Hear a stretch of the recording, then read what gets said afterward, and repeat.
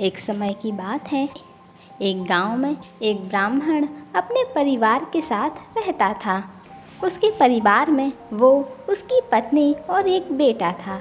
उनका परिवार बहुत ही गरीब था और उनके पास खाने को भी पैसे नहीं होते थे।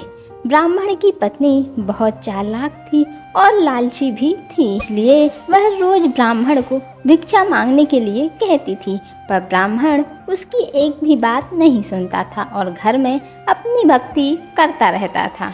पत्नी के रोज रोज कहने पर ब्राह्मण एक दिन सुबह सुबह उठा और अपनी पोथी पत्रा लेकर दूसरे गांव चला गया। चलते चलते वह घने जंगल में पहुंचा और अंधेरा हो गया था। उस जंगल में एक बहुत बड़ा पीपल का पेड़ था। वह ब्राह्मण उसी पीपल के पेड़ के नीचे बैठ गया था और अपना भजन कीर्तन करने लगा।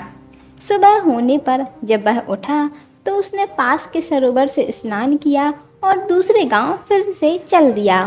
जब वह गांव पहुंचा तो वहां के लोग उससे कोई कथा सुनना नहीं चाहते थे और ना ही उसे कोई भिक्षा दे रहा था।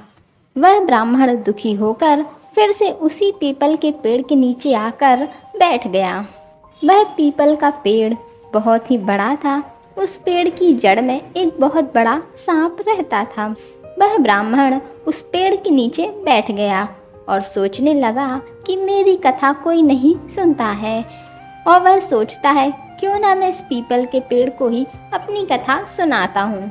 और वह पीपल के पेड़ के सामने ही कथा सुनाने लगा और कथा पूर्ण होने के बाद पेड़ से एक बहुत बड़ा सांप बाहर आया। उस ब्राह्मण को एक स्वर्ण मुद्रा दी और कहने लगा, यूं ही तुम रोज यहाँ आकर मुझे कथा सुनाया करो, मैं हर रोज तुम्हें एक स्वर्ण मुद्रा दूंगा। ब्राह्मण ने यह बात मान ली और फिर सांप कहता है, तुम यह बात किसी को मत बताना और धीरे धीरे तुम्हारे सारे दुख दूर हो जाएंगे। ब्राह्मण रोज ऐसा ही करता। सुबह उठता, नहा धोकर अपनी पोथी पत्रा उठाता और हर रोज पीपल के पेड़ के नीचे आकर अपनी कथा सुनाता और कथा पूर्ण होने पर नाग उसे एक स्वर्ण मुद्रा देता। देखते ही देखते ब्राह्मण बहुत धनी हो गया। पूरे गांव के लोग आश्चर्य करने लगे कि इसके पास इतना धन कहाँ से आ रहा है, पर ब्राह्मण को लोगों की बातों से कोई फर्क नहीं पड़ता था। वह प्रतिदिन अपना कार्य किया करता था। एक दिन गांव की कुछ औरतें ब्राह्मणी के पास गईं और उससे पूछने लगीं कि आपके पति इतना धन कहाँ से ला रहे हैं, वह रोज कहाँ जाते हैं और उनकी कथा को रोज रोज कौन सुनता है। औरतों की बात सुनकर ब्राह्मणी के मन में शंका आ गई। उसने अपने पति से पूछा कि आपको यह धन कहाँ मिलता है, मुझे भी बताइए, पर ब्राह्मण उसकी बात को टाल देता है। वह ब्राह्मण बहुत दिनों तक उसकी बात को टालता रहा, पर एक दिन ब्राह्मणी ने उसको मजबूर कर दिया और ब्राह्मण ने मजबूर होकर अपनी पत्नी को उस सांप की सारी बात बता दी। और उसके बाद उसकी पत्नी के मन में लालच जाग गया। एक दिन उसने अपने बेटे से कहा कि तुम उस पीपल के पेड़ के नीचे जाओ और नाग को मारकर सारी संपत्ति ले आओ। ब्राह्मण का लड़का अपने पिता का पोथी पत्रा लेकर वहां गया और पीपल के पेड़ के आगे बैठकर कथा सुनाने लगा। और कथा पूर्ण होने पर वह सांप फिर से बाहर आया और उसको एक स्वर्ण मुद्रा देने लगा।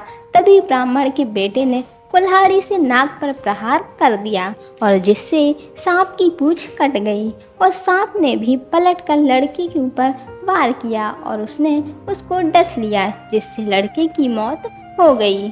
और फिर जब ब्राह्मण ने देखा कि उसके पोथी पत्रा वहाँ घर में नहीं है, वह समझ गया कि कोई परेशानी जरूर है। वह जल्दी से पीपल के पेड़ के पास गया और देखता है कि उसका लड़का मरा पड़ा हुआ है। ब्राह्मण को देखकर नाग बाहर आ गया और कहा, मैंने तुम्हें कहा था कि स्वर्ण मुद्रा की बात तुम किसी को मत बताना, लेकिन तुमने बता दी। अब तुम यहाँ से चले जाओ और तुम्हें तुम्हारे पुत्र का दुख है और मुझे मेरी पूंछ कटने का। मैं तुम्हें श्राप देता हूँ कि तुम्हारी जो भी संपत्ति मेरे द्वारा बनी थी वह सब नष्ट हो जाएगी। ब्राह्मण सांप के मुख से यह बात सुनकर बहुत दुखी हो जाता है और रोता बिलखता अपने पुत्र का शव लेकर घर चला जाता है और पत्नी से कहता है, देखो तुम्हारे लालच के कारण हमने अपना एक लौता पुत्र गंवा दिया है और हमारी सारी संपत्ति भी नष्ट हो गई है। और ब्राह्मणी फिर कुछ नहीं कहती और रोती रहती है। दोस्तों, लालच एक बहुत ही बुरा दलदल है जो इंसान को विनाश की ओर ले जाता है।